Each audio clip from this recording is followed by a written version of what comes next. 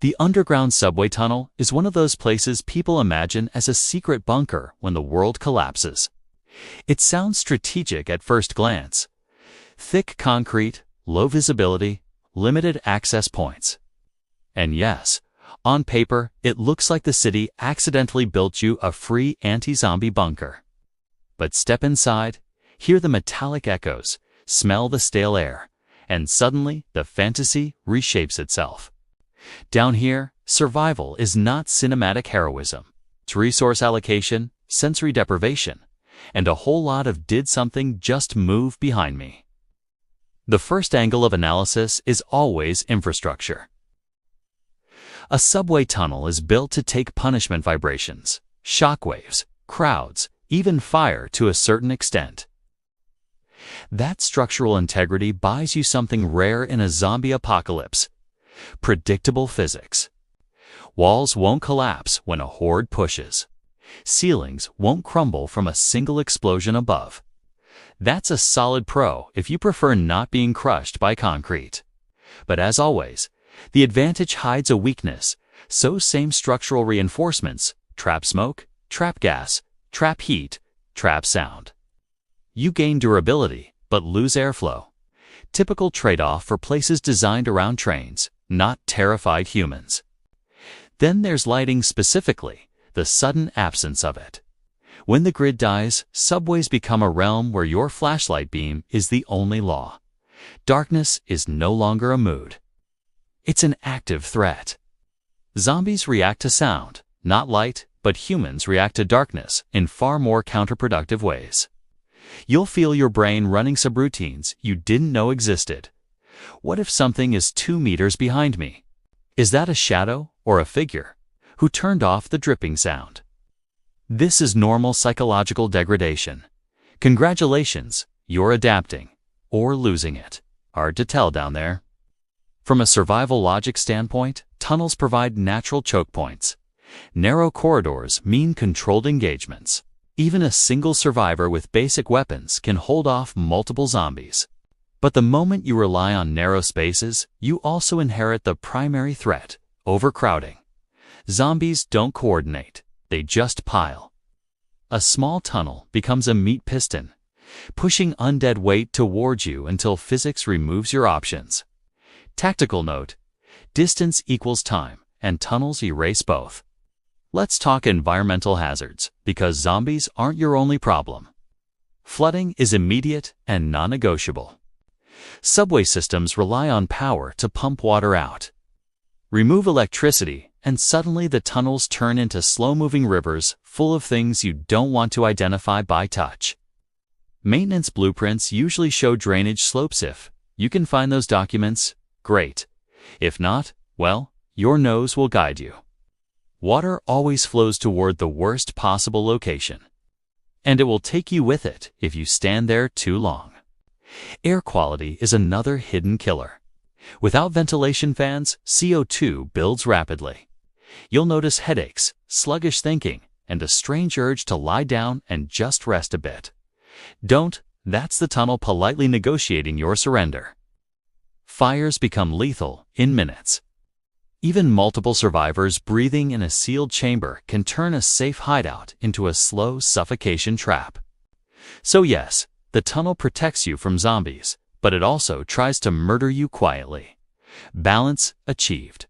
Food, you won't starve immediately. Every abandoned station has vending machines, scattered snacks, water bottles, maybe even employee break rooms with forgotten supplies. But after 1 or 2 days, the tunnel becomes a calorie desert. Rats exist, but catching them requires energy, and cooking them requires oxygen. Remember the ventilation problem.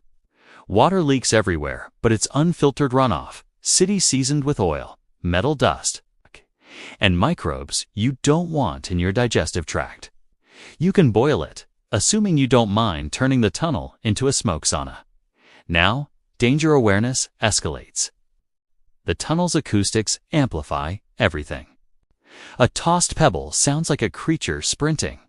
A distant groan could be 10 zombies or 1 pipe settling.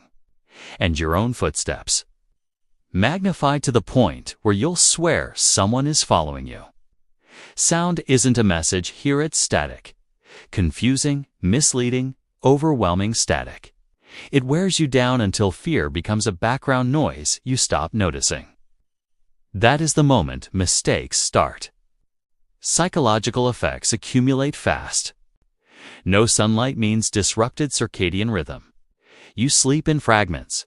You dream in fragments. You lose the ability to gauge time. Hours stretch, minutes compress. Eventually, the tunnel stops being a place and becomes an organism along, breathing threat, waiting for you to slip. People don't go insane dramatically. They drift. They start talking softly to echoes, giving names to shadows, assigning personalities to drafts of air. You won't even notice it happening until someone asks why you're whispering back at the darkness. Humor helps, but only in short bursts. Laugh too long, and you're just entertaining the tunnel. Operational advantages still exist. You can weaponize the environment noise traps with metal debris. Visual misdirection using emergency reflectors. Even strategic blockades using derailed train cars. You can control movement lines far better than on the surface. A handful of survivors could theoretically secure several hundred meters of tunnel.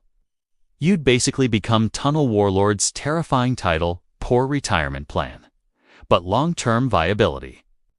Low. The tunnel provides short-term survival and long-term erosion. Every strength has an equal weakness. Durable, but suffocating. Hidden, but isolating. Defensible, but resource-starved.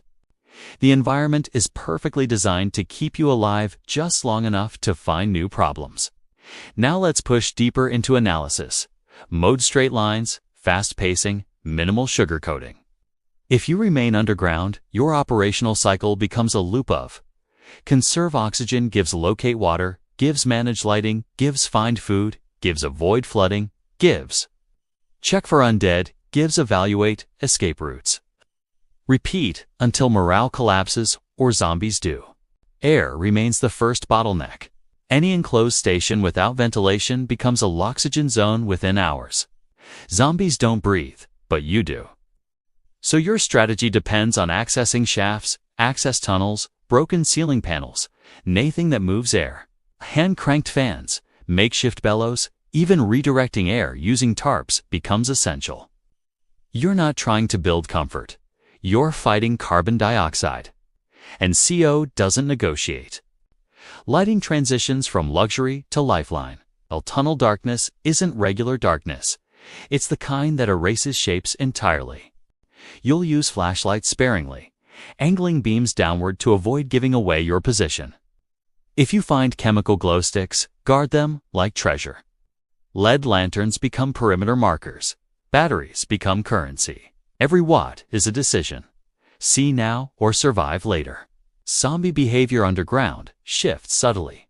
In tight spaces, zombies gain pressure advantage. They don't need speed when physics compresses the fight into a straight line, but they also become easier to misdirect. A small clatter far down the track can pull them for minutes. You're essentially manipulating biological magnets with noise. Smart survivors use timed sound traps, snapping wires, dropping debris from a distance. It's not artistry, it's survival geometry. Flooding remains catastrophic. The threat accelerates during rainstorms. Without pumps, water doesn't collect, it rushes.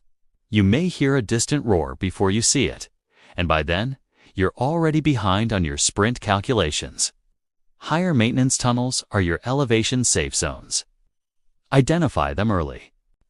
Water in tunnels carries debris, chemicals, and occasionally floating corpses, none of which improve your day. Resource scarcity builds pressure for surface raids.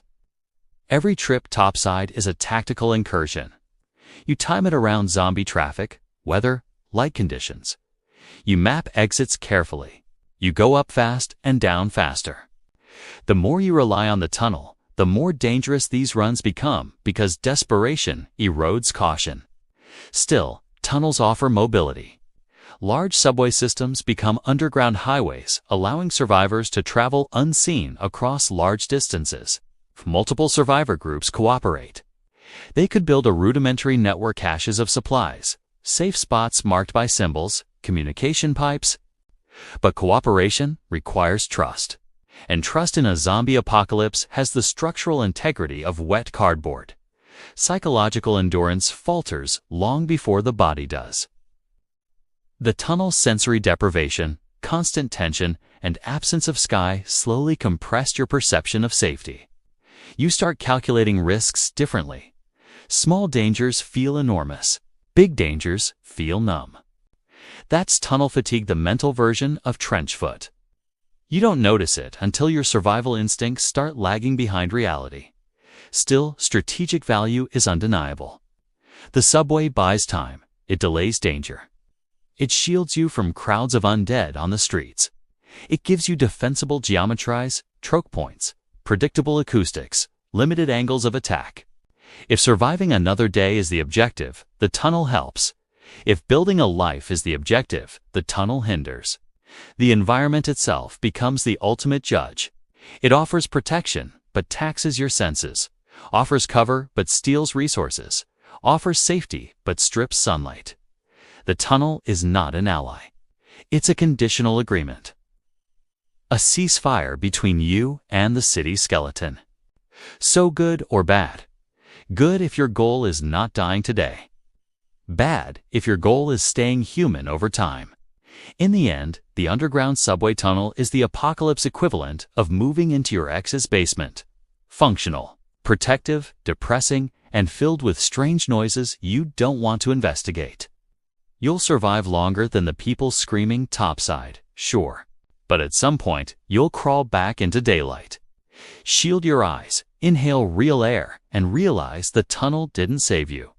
It just postponed the inevitable, practical refuge, a psychological hazard, a survival tool, nothing more. Efficient, unforgiving, equal parts sanctuary and trap. Like most things in the apocalypse, it works, until it doesn't.